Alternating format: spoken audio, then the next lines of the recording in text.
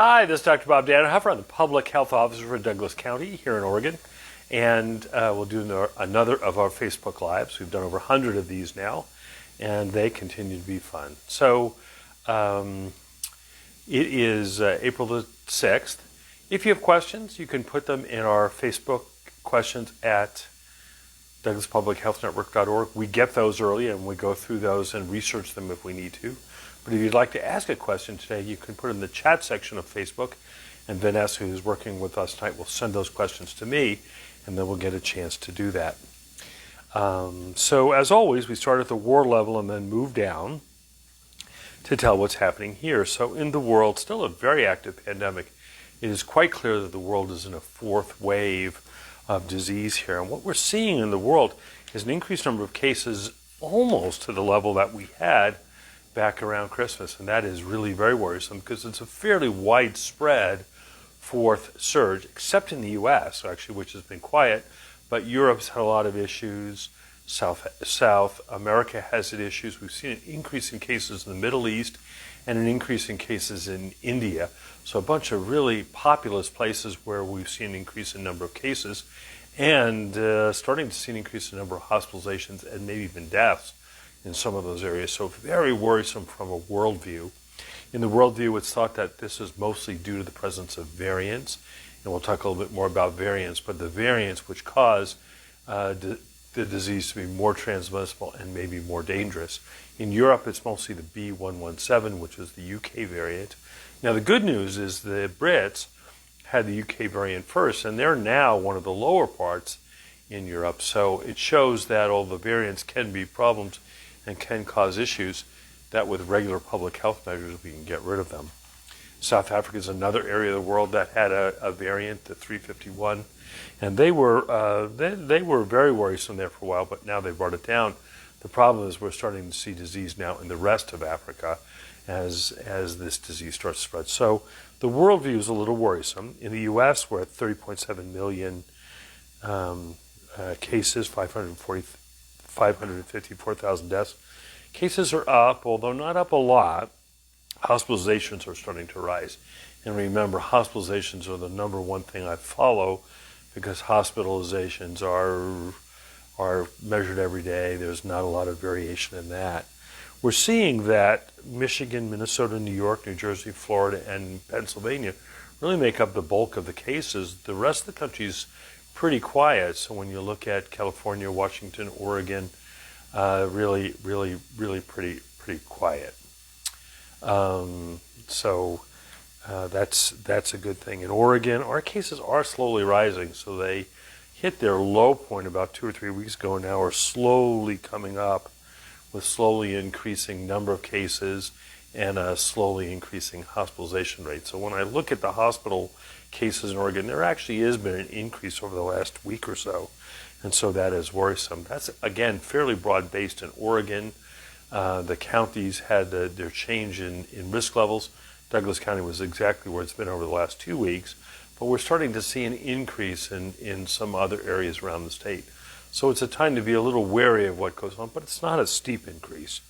Douglas County will remain in the high range for the next 2 weeks. We're averaging about 8 or 10 cases a day, which is still, for me, way too many, but certainly down from where our peak was in the past. Vaccines are going very well. We're giving in the country 3 or 4 million a day. In Oregon, we're giving 40,000 a day. And in Douglas County, we're keeping right up with that. Big events last week. Aviva did one in Drain. This week, they did one in Sutherland. Today, they're doing one in the Myrtle Creek Lodge.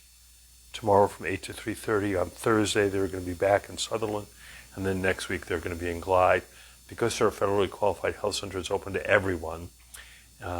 You can make an appointment if you want, or just even walk in to one of those events. So tomorrow in Myrtle Creek, and then in Thursday in Sutherland, next week in Glide. So lots of places. We did a big event at the fairgrounds last week, gave over 1,200 doses, which we think is the biggest vaccination event ever in Douglas County. gave 1,200 doses, really a lot of doses for a single day, and we're going to do this again on April the 24th. So later we'll talk a little bit more about vaccines, but vaccines are going very well. So we think in Douglas County that about 30% of the people have been vaccinated. There's probably a background seroprevalence. That is the amount of people who have antibodies from disease that ranges from 3 to 10%, so let's say 6% average. So we're at about a third or 40% of the population that's been vaccinated, which is great, and that will certainly bring our case rate down, but it's not going to bring it down to the level that we need to get rid of the masks and get rid of the social distancing and all this other stuff. So we still have a little bit of work to go there. All right, so let's get to the questions and see what we've got here. So Dennis says, if we're going to stop testing, who's going to be checking for variants? And this is our biggest concern. So the way the state is doing this is the state is doing PCR tests. If they get a PCR test, which is unusual, so we tell it's unusual because it's part of a big outbreak, it's a nursing home, it's in somebody who'd previously had a vaccine, they're going to go ahead and check for the variants. So Oregon is doing a very good job, I think, in checking for variants. We're one of the highest states in the country. We were doing testing through Quest Lab, and actually one of the reasons we stopped is that Quest Lab, it's really hard to get their samples back to the state to do variant testing. So when we have one of these, we're going to send both the PCR and the variant testing to the state. We've done that a few times already. It's much quicker, and so that's the way we're going to go ahead and do this. So we are going to be able to look for variants. Again, we still have just that one from January, but we're expecting to get a lot more results in the next few weeks. So Kat says, a bunch of questions here, we'll go through them one at a time. If one receives both doses of Moderna or Pfizer and is in the unlucky 5 or 10% who fail to have a good antibody response, would an additional booster possibly help? That is certainly possible. That is certainly possible. We certainly know with hepatitis B vaccine that there's some people who do not mount a good antibody response, and giving them an additional booster might help. Those studies are underway, but we don't know the answers on that. Or would it be worth trying the J&J vaccine? And the answer is maybe. So sometimes when one vaccine doesn't work, you can try a different brand of the vaccine to see if it works any better. Also, why are people being discouraged from having blood work to check post-vax antibody response? So we do that for some things. For example, we do that after people get a measles vaccine or after they get a hepatitis B vaccine, because in those diseases, your level of antibodies is very predictive of whether you're going to be immune. We do not yet have that data yet, whether your level of antibodies is predictive of your response. Remember, with this virus, we think the antibodies are important, but the T cell response is equally important. And so we just don't have enough data yet to know. Certainly testing for antibodies is out there, so that's easy, but that doesn't necessarily tell us whether you're going to be susceptible or not susceptible to the disease. But I can tell you there's a lot of work going on, and we may know better about that in the future. So Zachary says, will getting a seasonal allergy shot alter the effectiveness of the COVID vaccine? There's nothing to believe that it would. During the studies, they did it on people who had allergies. The only exclusions were people who had other vaccines within 14 days, so I do not think there's any reason not to get an allergy shot. So is there any data that supports COVID infections originating from commonly handled objects like door handles and cash? So the CDC came out with something this week that suggested that fomites, stuff like door handles, cash, were not a source of infection. Now, they didn't say never ever couldn't be, but really not a source of infection. So early on, we had a lot of wiping down of walls and ceilings and whatever, and some of us in public health looked at that a little skeptically, like, I don't think anybody ever got COVID from a wall or a ceiling, but now the CDC basically says that it's not, on a routine basis, not important to do that. Now, if you've been in a room where somebody has COVID and they're coughing, certainly that room should get wiped out, and such as they do in the hospital. But this obsessive cleaning of walls and such, probably not necessary. So Lily says, I was at our farmer's market and overheard a man talking about a COVID booster he'll receive in August. He must know something that I don't. There's certainly a sense that at some point you might need a booster, a year, 5 years from now. But right now, right now there are no boosters out there. There've been talk certainly of making boosters that would contain some of the mRNA from the variants, so that you might have better protection against the variants. But there's nothing in the fore about that now. We do know that looking at some of these vaccines that the Moderna and the Pfizer still seem to have really good effectiveness after 6 months. So we might need a booster, but not in the short term. So where can my granddaughter in her 30s get her vaccine, and when and where? So the governor and the president announced today that we're opening to everybody on April the 19th, although between now and the 19th we would just have people get their vaccine. So where can she get it? She can get it certainly if you live in Myrtle Creek tomorrow between 8 and 3:30, on Thursday in Sutherland at the community center between 8 and 4. She can get it at the fairgrounds on the 24th. We have 15 pharmacies in the county that are giving vaccine, including just about every pharmacy you know of here, the big ones and the little ones.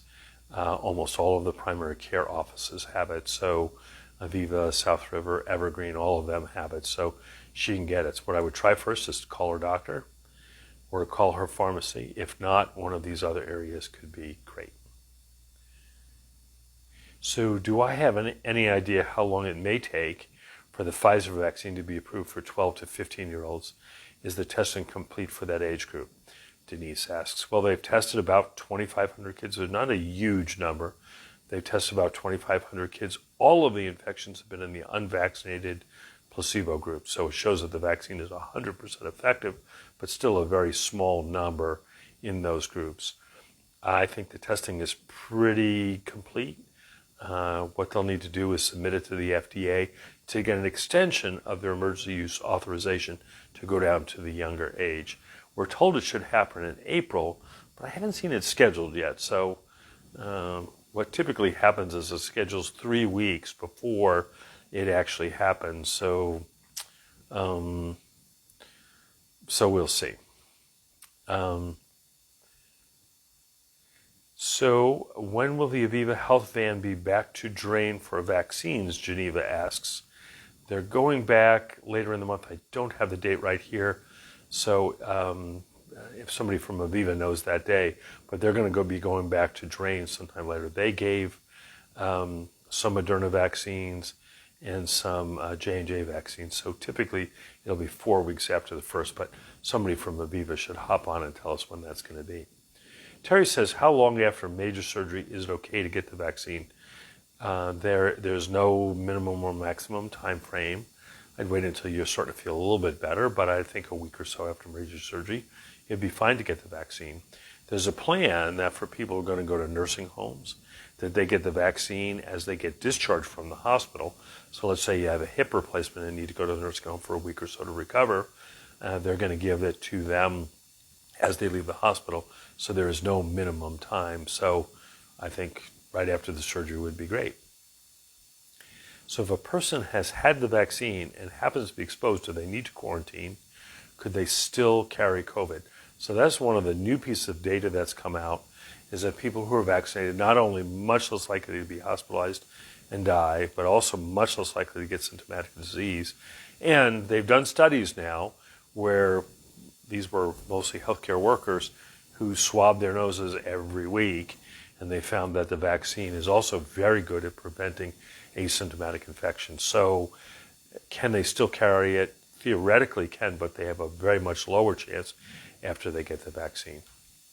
So Jennifer says, I'm on antibiotics. Can I still get my second vaccine next week? Yes. Will it affect the vaccine? It should not.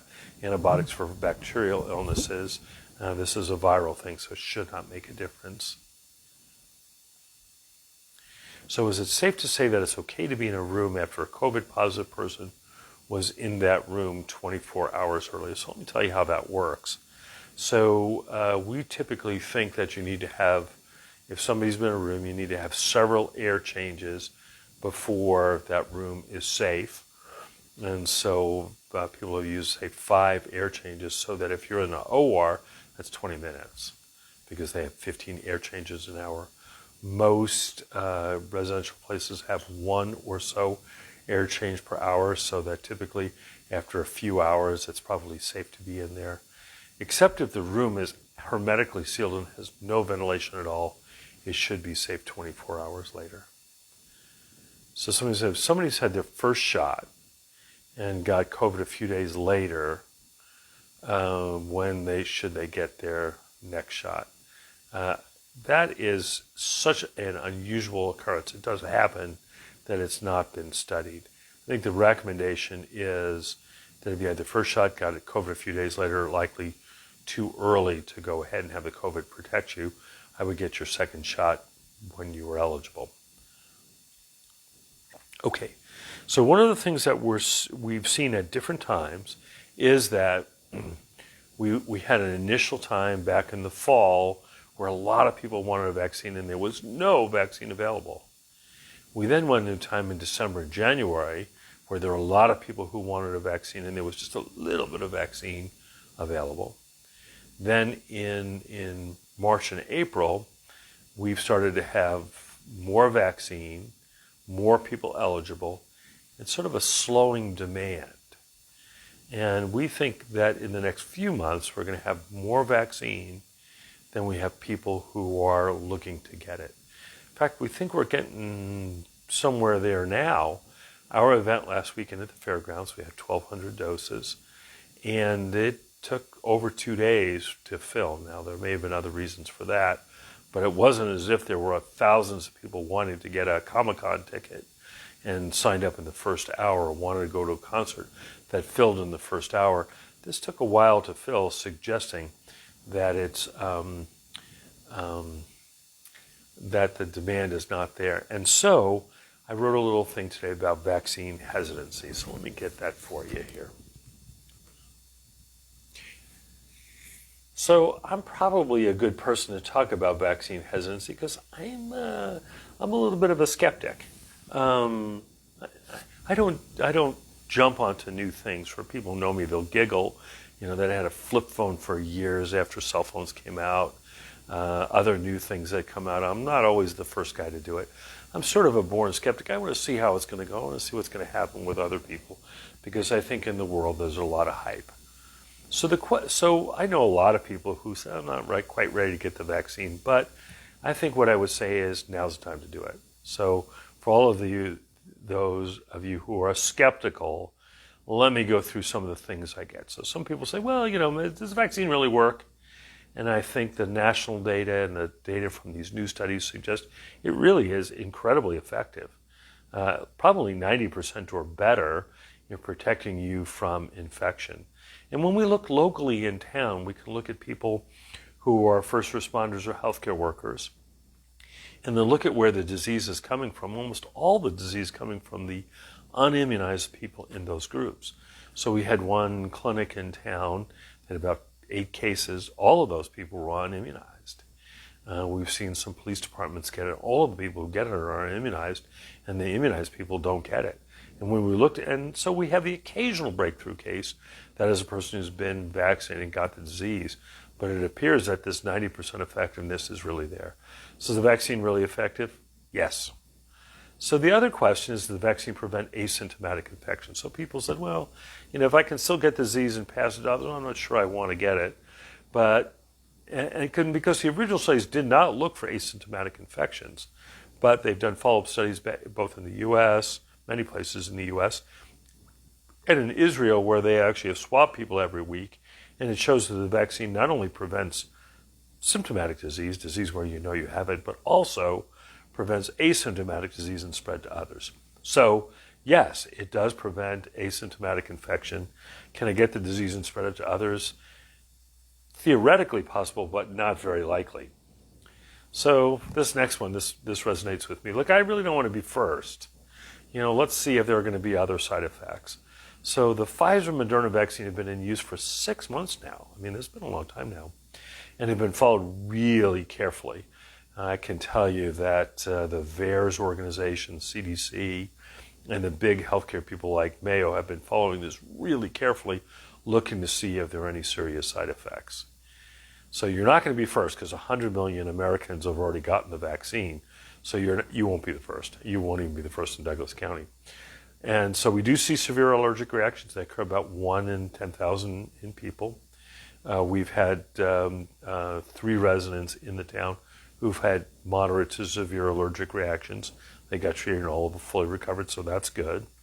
We've not seen any other serious side effects. And so these vaccines really are there. So you're not going to be first. And they've really looked carefully for side effects, and they really don't seem to be there. Well, what about those blood clots we hear about in Europe?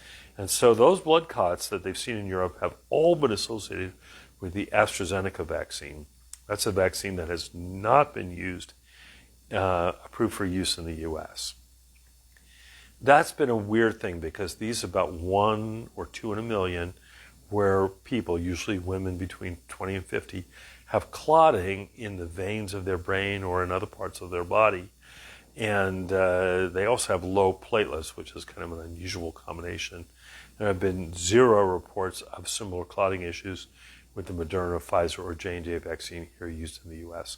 So I think those clots in Europe are important, but they are not seen here. Next question is, do the vaccines work against the variants?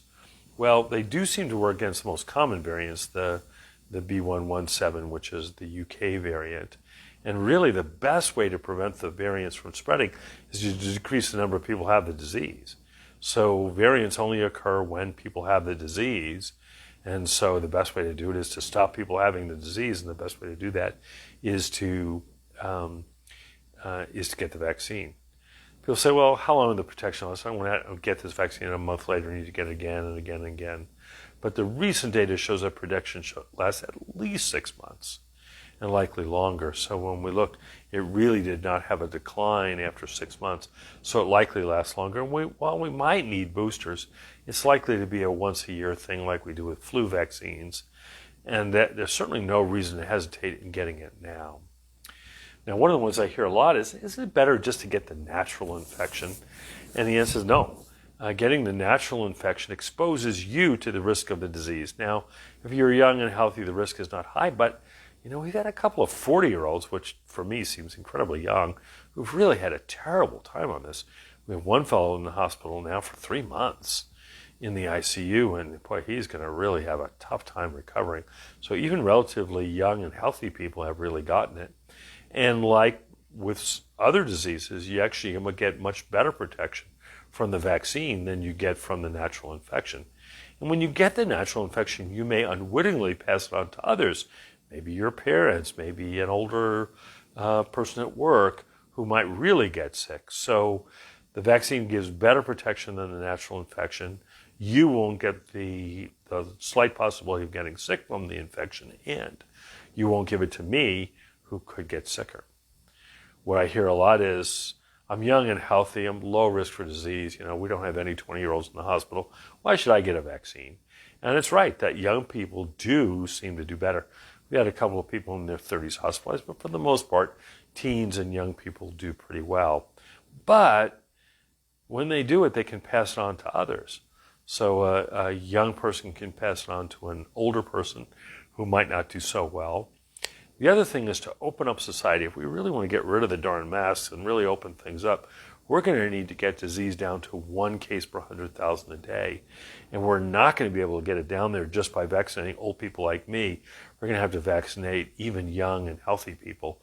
So even though you're young and healthy, you should get a vaccine to open up society. You should get a vaccine to protect me. And you should get a vaccine so the virus doesn't spread anymore. And variants don't spread. So I think I've answered most of what I hear about I'm going to wait a little bit. It's not the time to wait. Now's the time to get it. Early on, people worried, well, I don't want to take the vaccine from a sick little old 80-year-old who needs a vaccine. We've got plenty of vaccine at this point. So my sense would be just please go ahead and get the vaccine. And there are a lot of places to get it. So remember, there are lots of pharmacies in town, lots of clinics in town, big events held by Aviva. and then the big events at the fairgrounds. So there's lots and lots and lots of places to get the vaccine. It doesn't cost you anything to get it, and it's safe and effective. So please get the vaccine. Now I'm probably talking to a crowd here that's mostly people, but we're trying to think of ways to spread this to others who don't necessarily listen to my Facebook Lives, who don't get the newspaper, who don't listen to the radio. So it's it's going to be a sell job to get people to take this. Let me go through a couple more things here.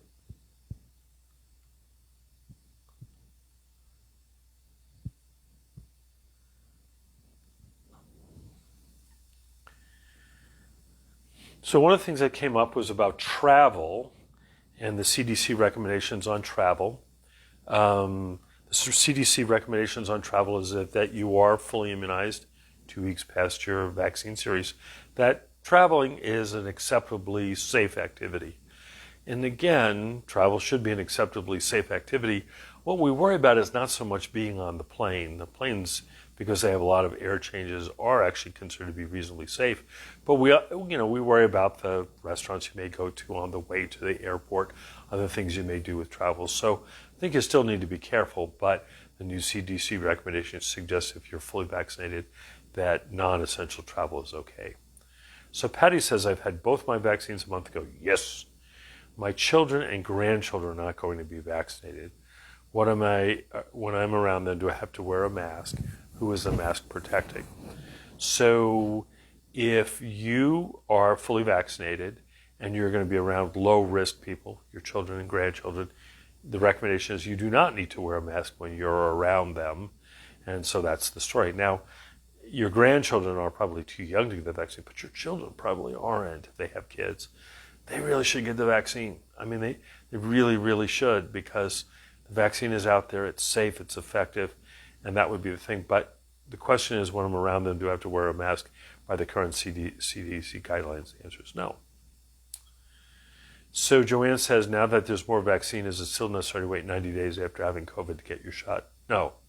So there's enough vaccine out there. If you want to go get your shot, get it tomorrow in Myrtle Creek at the lodge between 8 and 3:30, or Thursday in Sutherland at the community center between 8 and 4, or on the 24th at the fairgrounds.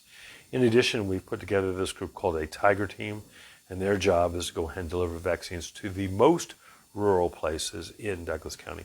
So Douglas County is a big county, and so we're going to be delivering vaccines in Toketee and Tiller and Camas Valley and Elkton, so places that are really out there that they're going to go and provide vaccine.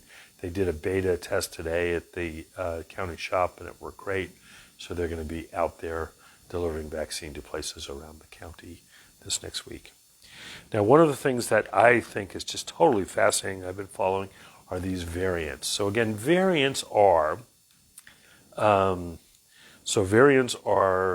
mutated viruses that are different from the original ones. So all viruses mutate. Some viruses mutate quickly, like the flu virus or the HIV virus. Some mutate very slowly, like herpes viruses, and then some mutate in the middle, and the coronaviruses are somewhere in the middle. And they're somewhere in the middle because they have a proofreading mechanism as they're being made, and this proofreading mechanism rejects incorrect copies, and so the mutation rate is lower than with some other RNA viruses. Most of the mutations are going to be nonsense. Again, imagine a recipe and there's a change in when you copy the recipe because you spell vanilla with one L. Probably doesn't make a big difference. Some of them are detrimental. Imagine a recipe and instead of writing the word vanilla, you wrote the word Tabasco. The cake wouldn't taste very good, and it would be detrimental. It wouldn't go very far. But some might be a slight change, which would actually make it better. And then these things that make it better, more easily spread, those are the ones that go on. So imagine, again, you're copying the recipe instead of a teaspoon of vanilla, you put in a tablespoon of vanilla, and now the cake tastes a lot better because you use 3 times as much vanilla. That kind of change is going to change around. And so there are lots of amino acids in this virus, and some of the changes in this make a difference. And so the variants are really a worry. What we're seeing is that some variants, especially in the East Coast, the UK variant, which is the B.1.1.7 variant, is really spreading. And that is a worry because that variant is much more contagious, probably more deadly. The good news is it seems to be well controlled by the vaccine. There's a Southern California variant that spreads a little bit more, not as much as the B.1.1.7, but seems to not be the antibodies that you make from previous infection, the antibodies that you get from convalescent sera, the antibodies that you get from a vaccine don't seem to work quite as well on the Southern California variant. On the West Coast, the predominant variant is the Southern California variant. On the East Coast, the predominant variant is the B.1.1.7. But the problem is that these variants kind of take over. So if you look at the B.1.1.7 on the East Coast, you didn't see very much of it 3 months ago, 2 months ago a little bit, a month ago a lot more, and then each 2 weeks it seems to double. So it really is a worry that these could take over because they spread a lot more, and the variants that are less well treated by the vaccine, that could do it. Now, it's hard to know on these variants. Are these variants just going to be scientifically interesting? Or are they going to be really clinically important? To the good, the variants that are spreading in the UK and South Africa and Southern California, in each of those areas, they did go through a terrible, terrible time. So the UK went through a bad time, South Africa went through a bad time, and Southern California went through a terrible time back in early January. They're all now very low levels of disease. And so even though they did have variants circulating, they've been able to drive the disease down. So that's a bit heartening. The one worrisome thing is that South America, which has had other variants, has just had a tough time, and they continue to have their highest levels of disease, again, thought to be due to the variants. So I don't know what we're going on the variants. I don't know if these are going to be scientifically fascinating, but clinically unimportant, or both scientifically fascinating and clinically disastrous. So we really do worry. So Miranda says, do we know if there's a potential recall of the J&J vaccines that have been shipped but not administered? So all of the J&J vaccines that have been shipped were made in the Netherlands. There have been no issues with those at all. What happened is J&J company contracted with a manufacturer outside of Baltimore, Maryland, to make more doses. They made 15 million doses. They had some error in their process, and those vaccines were found to be spoiled, and none were shipped. So there's going to be no recall of the J&J. All of the J&J that's been shipped is from the Netherlands and seems to be safe. The problem is we were expecting a lot of J&J throughout the month of April, and we're going to get very little J&J in the month of April because all of those doses are not available. But nonetheless, there are a lot of doses of Moderna. There's a lot of doses of Pfizer out there, and we'll do it. So we distributed vaccines today, and we had a few left over after our distribution. So there are vaccines out there. I would encourage people to go ahead and get those. So a couple of other things that have come up in the news this week. One is the expansion to now make everybody eligible by April the 19th. The groups that are eligible now are Phase 1A, Phase 1B, Groups 1 through 7. And the underlying conditions as put forth by the CDC and others is like everybody: overweight, obese, well, that's a lot of us, ever smoked, that's probably a lot of us who may have smoked for a week back when we were teenagers, and then a huge list of diseases, any lung disease, high blood pressure, whatever. We have recognized here in the county that it's almost impossible to parse that out. And so what we're saying, look, is if you want to get the disease, we'll get the disease. April the 19th is right around the corner, and we would just recommend anybody who wants to get the disease to get the vaccine to prevent the disease. Okay, we have 2 more questions coming, and then I think we will be done. So one of the things that came out this week was looking at sewage. And this is sort of gross, but really fascinating. So RNA and DNA hang around for a while, and this is why, if you watch those crime shows, somebody can lick an envelope, and 2 years later they can find your DNA from the saliva on your tongue to lick the envelope, and they can tell that you sent that envelope. So DNA and RNA are fairly persistent chemicals, and so when we know that when you get a COVID infection, that you have some of this virus in your stools. The stool then gets into the poo. The poo then goes into the sewage system, and then the RNA and the RNA is there in the sewage system. And so what you can do now is you can look at the sewage from a place, and you can look to see which of the variants are in there. It seems a little impossible to believe, but it's true that you can actually take sewage effluent, and you can tell which of the variants is there. And so we're starting to do that in Oregon, and we're finding the B117, again, not a surprise, and also the Southern California variants. So I think this actually will be sort of a warning sign for when the variants start to occur. I have not seen any of the results from the Roseburg plant, but if you see from sewage, it's like, wait a minute, how do they do that? Well, that's how they do it. They've recognized that over the years that sewage effluent is a reasonable way to test for other things. So when you take drugs or antibiotics, they get sometimes metabolized in the body and then excreted again in the sewage water. And so you can look at the sewage water and you can see that after a party weekend, the amount of recreational drugs increases. So the question is, what is the take on humid indoor public pools? So no specific studies have been done on indoor pools. We think the chlorine that's there kills many viruses, including this virus. And so indoor public pools that are chlorinated should be reasonably safe. They tend to have incredibly good ventilation. If you didn't, everything would be fogged up. So they tend to have really good ventilation. Some of the pool people, swimming clubs and whatever, have done studies suggesting there's been no transmission in indoor or outdoor pools. Now, they've got a vested interest. They obviously want to open their pools. We have not seen any that we think are related to that. Humidity is interesting because we thought for a time that humidity might make a big difference in this virus.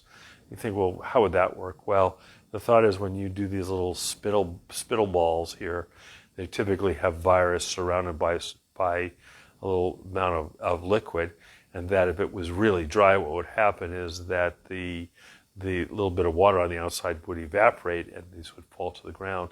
However, what we've seen is that some of the worst transmission has been in dry places, the desert Arizona, if you can imagine the terrible time they had, and then in the most humid places like Brazil. So it appears that humidity, which is very important for some diseases, does not seem to be as important for this one. But again, we've only known about this for a year, so there'll be more data coming. So since the mRNA vaccine seems to be so effective, do you see other vaccines converting to that new platform in the future? So I'm actually giving a talk this week at a TEDx thing, and that's actually one of the things I'm going to talk about is the development of these mRNA vaccines. So mRNA vaccines have been around for a while, but there's not been very much impetus to develop new vaccines, and there's not been a lot of money. So they've come up with some very effective mRNA vaccines for things like rabies. They did it for the flu, but since it was so much more expensive than the old flu vaccines, it never really went very far. With the infusion of cash and the impetus to develop a vaccine by Operation Warp Speed, these mRNA vaccines made 20 years of progress in 2 months. And so they really came to the fore, and it's very interesting because these mRNA vaccines are far more effective than anybody would have thought. And imagine a world where you could have a vaccine against malaria, or a vaccine against HIV, or a vaccine against MRSA, or a vaccine against herpes. These would really be true game changers if we could do that. The other thing is that these mRNA vaccines not only work for organisms, it also works for cancer. Cancer is a genetic disease related to a change in your underlying mRNA and DNA, which tells your cells to do something different. So imagine if you could find a sequence of mRNA that was different in cancer-producing cells. You could presumably make a cancer vaccine.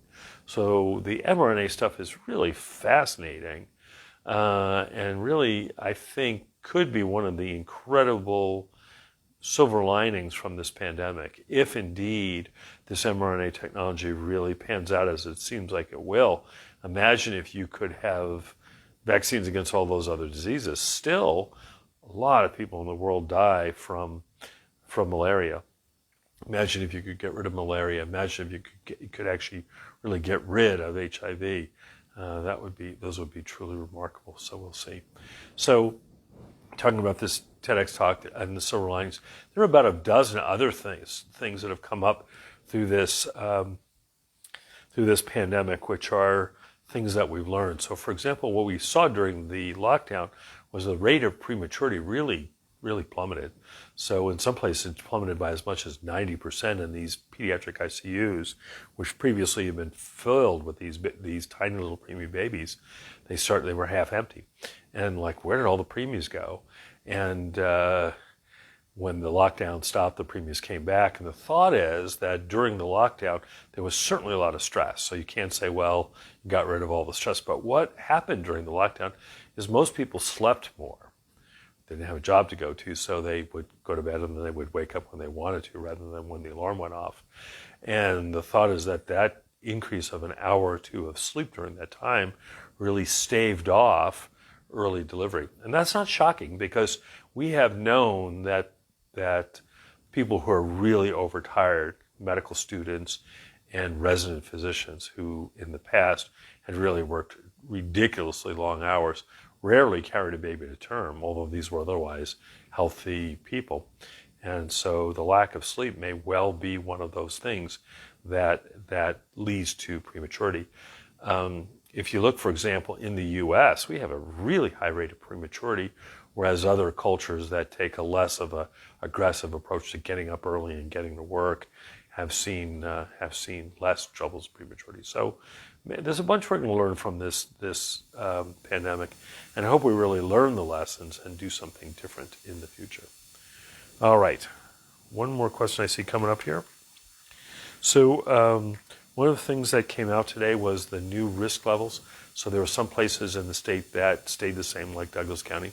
There are some that went from a risk level to a worse risk level, and those are a couple of areas in the northern part, and then other areas that went down. So Coos County has really struggled with its number of cases, and they, for the first time, went from the extreme to the high range. So a good sign there. Douglas County, again, we're doing a little bit better than we were doing before, but still not enough to get down to the next level, which would be the minimal or the moderate range. All right, let's see what else we got here.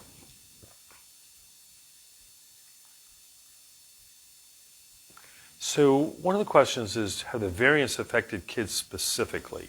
And I think one of the things we're seeing is that as more and more old people get vaccinated, the average age of the person who's getting infected is coming down, and we've seen that. So we're seeing fewer older people get ill, many of whom are vaccinated, but seeing more people in their 20s, 30s, and 40s. Similarly, we're seeing more kids. So on the state epidemiologist reported today that we're starting to see more cases in kids. Probably he thought there were three reasons. One is there's no kids who are vaccinated because there's no vaccine for kids. The second is that kids are going back to school, and as they go back to school, they're having more opportunities to get infected, not necessarily at school, but in the things that are associated with school, the birthday party that kids arrange in class, or the play date after, or the sports thing before and after. And then the third thing was just that it's part of just the general surge, so that there is a general surge. Now, did the variants affect kids specifically? We don't know. There was an early report from UK when their variant was out there.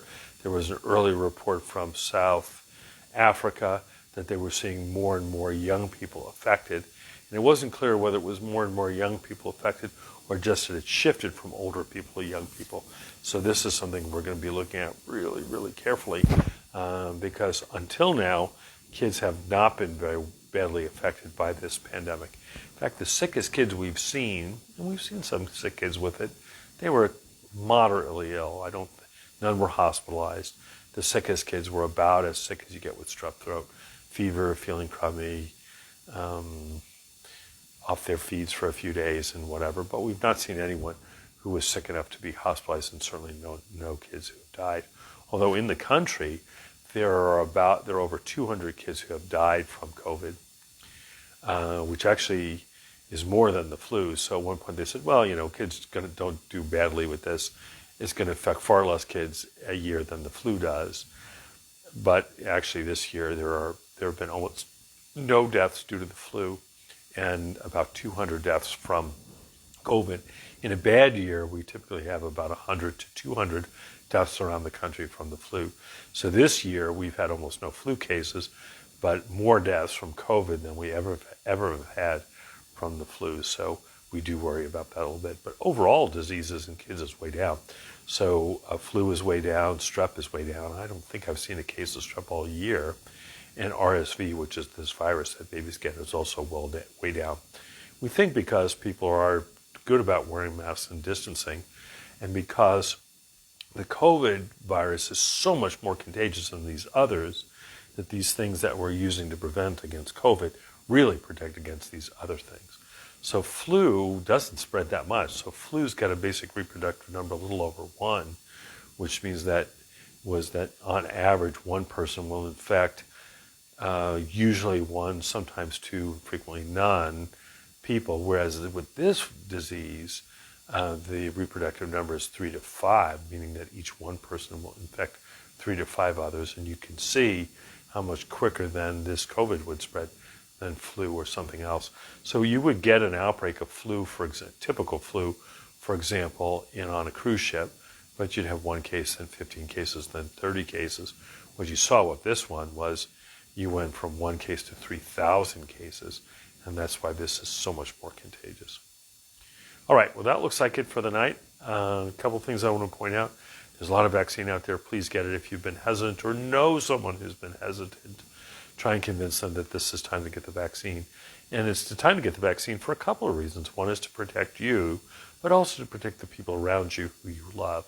So if you're young and healthy and you're relatively at low risk, it'll help you a little bit, but it'll help really the other people, us old people in society, a lot too. So please get it. There are a lot of places to get vaccine. Fairgrounds event on the 24th, UCC Aviva events Wednesday at the Myrtle Creek Lodge, Thursday in Sutherland, next week in Glide, and then 15 pharmacies in town, so you can call one of those pharmacies and get it there, and then again most of your primary care doctors. So please, please, please get the vaccine. The hope is that if by the time 4th of July rolls around, we've got a lot of people vaccinated, we could start getting rid of some of these other public health measures, and that would be great. I've really grown tired of wearing masks, but I think we need to do it for a little while longer until we can get enough people vaccinated. So again, please, please, please get vaccinated. One of the nicest parts of this thing this weekend is I did some of the medical screening. So I got to talk to 300 or 400 people as they drove up, and people were incredibly nice. They were incredibly kind, and they're incredibly grateful for everything that all of the people in the county have done for them. So again, I thank people for being so kind and generous. So be safe, be kind, and we'll do this again on Friday. Thanks.